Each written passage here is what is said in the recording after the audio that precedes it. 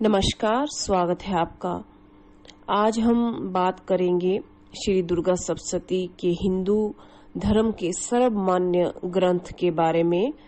और आज हमारा जो विषय है वो है हमारी दुर्गा सप्तशती की किताब में सबसे पहले नंबर पर दिया गया विषय अथ सप्तश्लोकी दुर्गा के बारे में। इसका रहस्य क्या है और इसका भेद क्या है और इसका अर्थ क्या है, इसके बारे में इस वीडियो के माध्यम से हम विस्तार से चर्चा करते हैं। सबसे पहले हम इसको संस्कृत में पाठ करेंगे, फिर हिंदी में इसका अर्थ मैं आपको बताऊंगी और इसका रहस्य आपको बताया जाएगा। इसलिए देखिए, इससे पहले भी आपने अथ सप्तश्लोकी दुर्गा सुना होगा, इसका पाठ भी सुना होगा, किया भी होगा। संस्कृत में भी आपने पढ़ा होगा और हिंदी में भी आपने पढ़ा होगा, लेकिन जो उसका गूढ़ अर्थ है उसके विषय के ऊपर हम बात करेंगे। तो आइए शुरू करते हैं। सबसे पहले है अथ सप्तश्लोकी दुर्गा। शिव उवाच, शिव ने कहा या शिव जी बोले या शिव ने माता पार्वती या देवी दुर्गा से कहा, देवी त्वं भक्त सुलभे सर्व कार्य विधायिनी कौलाही कार्य सिद्ध्यर्थमुपायम ब्रूहि यत्नतः। शिव बोले, हे देवी, तुम भक्तों के लिए सुलभ हो और समस्त कर्मों का विधान करने वाली हो। कलयुग में कामनाओं की सिद्धि हेतु यदि कोई उपाय हो तो उसे अपनी वाणी द्वारा सम्यक रूप से व्यक्त करो। सबसे पहले हम इसी की ही जो रहस्य है उसके बारे में बात कर लेते हैं। शिव जो परम ज्ञानी, परम तपस्वी और महायोगी हैं, वो स्वयं देवी से यानी कि दुर्गा जी से या माँ पार्वती से कहते हैं। देखिए, आप बोलेंगे कि मैं दुर्गा देवी या माँ पार्वती क्यों कह रही हूँ, तो स्वयं माँ पार्वती में समस्त शक्तियां समाहित हैं। जब हम दुर्गा सप्तशती का पाठ करते हैं तो उसका जो नाम का जो उच्चारण है वो दुर्गा सप्तश्लोकी है, यानी कि दुर्गा के भाव में सभी बातें कही गई हैं। और यहाँ जो शिव बोल रहे हैं वो देवी से कह रहे हैं, यानी कि माता पार्वती से कह रहे हैं। वो पूछ रहे हैं कि हे देवी, तुम स्वयं सब भक्तों के लिए सुलभ हो और सर्व कर्म है, यानी जो समस्त जो कर्म है उनका विधान करने वाली हो। कलयुग में सभी कामनाओं की सिद्धि हेतु यदि कोई उपाय है तो उसे अपनी वाणी द्वारा सम्यक रूप से व्यक्त करो। मतलब हे देवी, तुम बहुत ही सुलभता के साथ, बहुत ही सरल तरीके के साथ सभी कर्मों को करवाने वाली हो, या सभी कर्म जो मनुष्य द्वारा किए जाते हैं वो तुम्हारी इच्छा के ही निमित्त किए जाते हैं। और कलयुग में कोई ऐसा कोई कार्य है, कोई ऐसा कोई उपाय है, कोई ऐसी अगर कोई युक्ति है या ऐसी कोई सिद्धि है जिसके द्वारा कलयुग में मात्र कम समय में आपको प्रसन्न किया जाता हो या आपके द्वारा जो है समस्त कामनाओं की पूर्ति कराई जाती हो, या आपके द्वारा सभी कार्य हों और आप कलयुग में बहुत कम समय में भक्तों की इच्छाओं की पूर्ति करने वाली हो, तो उसकी यदि कोई युक्ति है, कोई उपाय है, तो आप अपनी वाणी, अपने मधुर मुख से वो मुझे बताओ या व्यक्त करो। यहाँ ऐसा नहीं है कि शिव को ज्ञान नहीं है, लेकिन इस घोर कलयुग में वो हम सभी की, हमारी, आपकी, समस्त लोगों की कल्याण के लिए माता भगवती से प्रार्थना कर रहे हैं या अपने वाणी से उनको बताने के लिए, जो युक्ति है, जो उपाय है, वो कहने के लिए, आप सभी के कल्याण के लिए, माता को बताने के लिए कह रहे हैं। शिव तो भोलेनाथ हैं, उन्हें सब कुछ ज्ञात है पहले ही, लेकिन जब तक दो लोगों के बीच में या दो देवी देवताओं के बीच में वार्तालाप नहीं होगा तो जो इस ब्रह्मांड के जो रहस्य हैं वो कैसे पता चलेंगे? शिव स्वयं जानते हैं, माँ या देवी माँ स्वयं जानती हैं, लेकिन जब तक वो किसी तरीके से उनको व्यक्त नहीं करेंगे उन उपायों को, तो वो हम और आप तक कैसे पहुंचेंगे? तो शिव माता पार्वती से या देवी से ये पूछ रहे हैं कि कोई उपाय है कलयुग में जो कामनाओं की पूर्ति हेतु या सिद्धि प्राप्ति हेतु कोई उपाय है तो अपनी वाणी से, अपने मुख से हमें बताओ। यानी कि जगत कल्याण के लिए शिव ये पूछ रहे हैं। अब देव्यु उवाच शृणु देव प्रवक्ष्यामि कौला सर्वेश साधनम मया तथैव स्नेहाम्बा स्तुति प्रकाश्यते। देवी ने कहा, यानी कि माता पार्वती या दुर्गा देवी ने कहा, हे देव, आप मेरे ऊपर बहुत स्नेह है, आपका मेरे ऊपर बहुत स्नेह है। कलयुग में समस्त कामनाओं को सिद्ध करने वाला जो साधन है वह मैं बतलाऊंगी, सुनो। उसका नाम है अम्बा स्तुति। देवी ने अपने मुख से कहा। जब शिव की वाणी देवी ने सुनी तो उन्होंने बहुत ही प्रसन्नता से शिव को उत्तर दिया कि आपके ऊपर मेरा बहुत स्नेह है और मेरे ऊपर आपका बहुत स्नेह है, मैं कृतज्ञ हूँ। क्यों कह रही हैं ऐसा? इसलिए कह रही हैं क्योंकि जगत के कल्याण के लिए भगवान शिव ने बहुत ही अच्छा एक प्रश्न किया है। कलयुग में समस्त कामनाओं को सिद्ध करने वाला जो साधन है वो दुर्गा देवी स्वयं अपने मुख से बता रही हैं और उसका नाम है अम्बा स्तुति, यानी कि जो अम्बा की स्तुति है। आगे ओम अस्य श्री दुर्गा सप्तश्लोकी स्रोत मंत्रस्य नारायण ऋषि अनुष्टुप छंदः श्री महाकाली श्री महालक्ष्मी श्री महासरस्वत्यो देवता श्री दुर्गा प्रत्यर्थम सप्तश्लोकी दुर्गा पाठे विनियोगः। सबसे पहले इसका एक नियम मैं आपको बता दूं कि ये पढ़ने से पहले आपको हाथ में थोड़ा शुद्ध जल लेना है और इसका पाठ करते हुए जब विनियोगः आपने बोलना है अंतिम में, तो आपने वो जल पृथ्वी पे छोड़ देना है। अब इसका अर्थ हम देख लेते हैं। इसका अर्थ है ओम इस दुर्गा सप्तश्लोकी स्रोत मंत्र के नारायण ऋषि है, अनुष्टुप छंद है, श्री महाकाली श्री महालक्ष्मी और श्री महासरस्वती देवता है। श्री दुर्गा की प्रसन्नता के लिए सप्तश्लोकी दुर्गा पाठ में इसका विनियोग किया जाता है। अगला है ओम ज्ञानी नाम्पि चेतांसी देवी भगवती ही सा बलादाकृष्य मोहाय महामाया प्रयच्छति। आगे दुर्गा जी कह रही हैं या देवी कह रही हैं, वे भगवती महामाया देवी ज्ञानियों के भी चित्त को बलपूर्वक खींचकर मोह में डाल देती है। मतलब बड़े से बड़ा ज्ञानी रहे, बड़े से बड़ा ज्ञानी रहे, बड़े से बड़ा भक्त रहे, चाहे वो शिव भक्त हो, विष्णु भक्त हो या ब्रह्मा भक्त हो या किसी भी देवता का भक्त हो, अगर शक्ति स्वरूपा श्री महाकाली श्री महालक्ष्मी और श्री महासरस्वती जब तक ना चाहे तब तक वो अपने आप में शून्य है। किस तरह से? क्योंकि यदि किसी के पास बल नहीं है, यानी श्री महाकाली बल नहीं है, तो वो शून्य है। अगर किसी के पास श्री महालक्ष्मी नहीं है तब भी वो शून्य है। अगर किसी के पास महासरस्वती नहीं है, यानी कि बुद्धि नहीं है, ज्ञान नहीं है, तब भी वो शून्य है।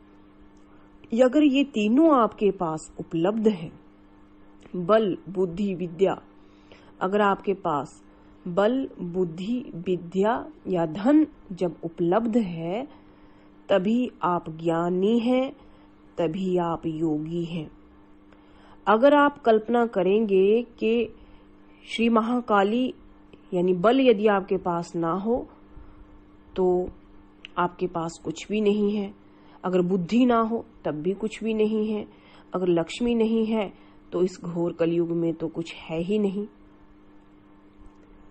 तो स्वयं भगवती कह रही है कि अगर आपने अम्बा जी के स्वरूपों यानी 3 स्वरूप हैं अम्बा जी के, इस महाशक्ति के 3 स्वरूप हैं, श्री महाकाली, श्री महालक्ष्मी और श्री महासरस्वती, अगर ये आपके पास नहीं है तो देवी महामाया समस्त ज्ञानियों के चित्त को ज्ञान से हटा करके बलपूर्वक खींच करके इस मोह माया में धकेल देती हैं या डाल देती हैं, जिसके कारण ना आपके पास बल होगा, ना बुद्धि होगी, ना धन होगा। आगे देखते हैं। आगे दुर्गे स्मृता हर्षि भीति मसेस जंतो स्वास्थ्य स्मृता मति मतीब शुभाम ददासी। इसका अर्थ है कि माँ दुर्गे आप स्मरण करने पर सब प्राणियों का भय हर लेती हैं और स्वयं पुरुषों द्वारा चिंतन करने पर उन्हें परम कल्याणमयी बुद्धि प्रदान करती हैं। दुख, दरिद्रता और भय हरने वाली देवी आपके सिवा दूसरी कौन है, जिसका चित्त सबका उपकार करने के लिए सदा ही दयाद्र रहता हो। स्वयं कहा गया है कि दारिद्र्य दुख भय हारणी का तो दुनिया सर्वोपकार करणाए सदा द्रचिता, मतलब स्वयं दुर्गा देवी या स्वयं माँ या स्वयं भगवती देवी ऐसी देवी हैं जो स्वयं जिनका हृदय अपने भक्तों के कल्याण के लिए तत्पर रहता है, दया से भरा रहता है।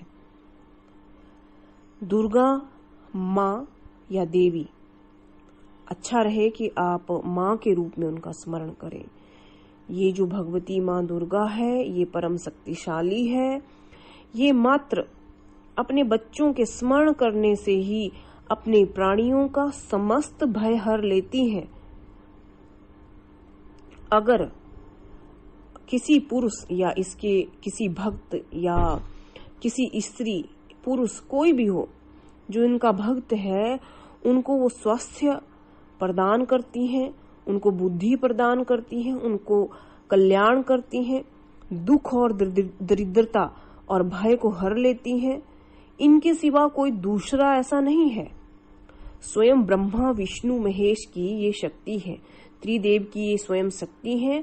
त्रिदेव भी त्रिदेव तब तलक ही हैं जब तलक की इनके पास श्री महाकाली, श्री महालक्ष्मी और श्री महासरस्वती की शक्तियां मौजूद हैं। अन्यथा कहा गया है कि बिना माँ की शक्ति के, बिना देवी की शक्ति के शिव भी शब के समान है। आगे देखते हैं। सर्व मंगल मांगले शिवे सर्वार्थ साधिके शरणे त्र्यंबके गौरी नारायणी नमो अस्तुते। नारायणी, तुम सब प्रकार का मंगल प्रदान करने वाली मंगलमयी हो, कल्याणदायिनी शिवा हो, सब पुरुषार्थों को सिद्ध करने वाली हो, शरणागत वत्सला, 3 नेत्रों वाली एवं गौरी हो, तुम्हें नमस्कार है। कोई भी जब शुभ कार्य आपके घर में किया जाता है तो आपने ये मंत्र सबसे ज्यादा या सबसे अधिक सुना होगा, सर्व मंगल मांगले वाला, जिसका अर्थ है कि हे माँ तुम नारायणी हो, सबको मंगल प्रदान करने वाली हो, तुम कल्याणी हो, सबका कल्याण करती हो, सभी पुरुषार्थों को आप ही केवल सिद्ध करने वाली हो। आपके शरण में जो जाता है उसके लिए आप वत्सला यानी ममता से भरी हुई हो जाती हो। आपके 3 नेत्र हैं और आप ही गौरी हो और मैं आपको नमस्कार करती हूँ या करता हूँ। शरणागत दीनार्थ परित्राण प्रायणे सर्वस्यातिहरे देवी नारायणी नमो अस्तुते। इसका अर्थ है कि शरण में आए हुए दीनों एवं पीड़ितों की रक्षा में संलग्न रहने वाली तथा सबकी पीड़ा दूर करने वाली नारायणी देवी तुम्हें नमस्कार करती हूँ या करता हूँ।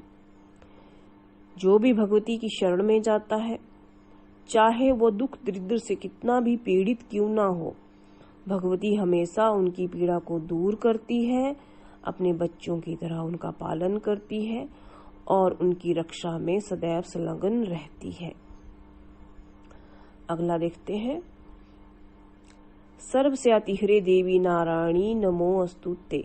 सर्वस्वरूपे सर्वेसे सर्वशक्ति समन्विते भयसो त्राहिनो देवी दुर्गे देवी नमो अस्तुते। यानी कि सर्वस्वरूपा, सर्वेश्वरी तथा सब प्रकार की शक्तियों से संपन्न दिव्य रूपा दुर्गे देवी, सब भयों से हमारी रक्षा करो, मैं तुम्हें नमस्कार करती हूँ। जब भी आपको कोई भय लगे या कोई बड़े से बड़ा कष्ट आपको सता रहा हो, कोई भय हो, तो आपको इस मंत्र का पाठ अवश्य में भी करना चाहिए। उस समय स्वयं दुर्गा साक्षात अपने याचक की रक्षा के लिए खड़ी हो जाती है। रोगान शेषान पहंसी तुष्टा रुष्टा तु कामान सकलान भिष्टान तो अमाश्रिता नाम ना विपन्नराणाम तो अमाश्रिता ह्रास्यताम प्रयान्नति। देवी, तुम प्रसन्न होने पर सब रोगों को नष्ट कर देती हो, कुपित होने पर मनोवांछित सभी कामनाओं का नाश कर देती हो। जो लोग तुम्हारी शरण में जा चुके हैं उन पर विपत्ति तो आती ही नहीं है। तुम्हारी शरण में गए हुए मनुष्य दूसरों को शरण देने वाले हो जाते हैं। यही वो मंत्र है, यही वो मंत्र की शक्ति है कि जो लोग निरंतर दुर्गा सप्तशती का पाठ करते हैं, दुर्गा देवी का जो ध्यान करते हैं, वो सभी रोग, कष्टों आदि व्याधियों को दूर भगा देते हैं, स्वयं सिद्ध वो हो जाते हैं। उनके ऊपर आने वाली जो विपत्तियां हैं वो तो स्वयं ही नष्ट हो जाती हैं, इसमें कोई संशय है ही नहीं। लेकिन जो माँ दुर्गा के भक्त हैं, जो माँ दुर्गा के साधक हैं, वो स्वयं दूसरों को शरण देने वाले हो जाते हैं, दूसरों की रक्षा करने वाले हो जाते हैं। तभी कहा गया है कि जो दुर्गा जी का साधक है या भगवती का जो साधक है, वो दूसरों के प्राणों की भी रक्षा कर सकते हैं। सर्वबाधा प्रसन्नम त्रैलोक्यस्य अखिलेश्वरी एवमेव त्वया कार्यमसम द्वैरी विनाशनम। सर्वेश्वरी, तुम इसी प्रकार तीनों लोकों की समस्त बाधाओं को शांत करो और हमारे शत्रुओं का नाश करती रहो। इति श्री सप्तश्लोकी दुर्गा संपूर्णा। अंत में आपको ये प्रार्थना करनी चाहिए कि हे देवी, तीनों लोकों में जो भी समस्त बाधाएं मेरे सामने आने वाली हैं या आ चुकी हैं, उन सब को तुम शांत कर दो, नष्ट कर दो और मेरे शत्रुओं का नाश करो। ये शत्रु अपने शरीर के भीतर के शत्रु भी हो सकते हैं और बाहर के शत्रु भी हो सकते हैं। जो दुर्गा जी की शरण में जाता है, भगवती की शरण में जाता है, जो दुर्गा सप्तशती के रहस्यों को समझता है, वो स्वयं दूसरों को शरण देने वाला हो जाता है, उसके शत्रु स्वयं नष्ट हो जाते हैं और माँ दुर्गा की स्वयं साक्षात कृपा उन लोगों पर हो जाती है। नमस्कार।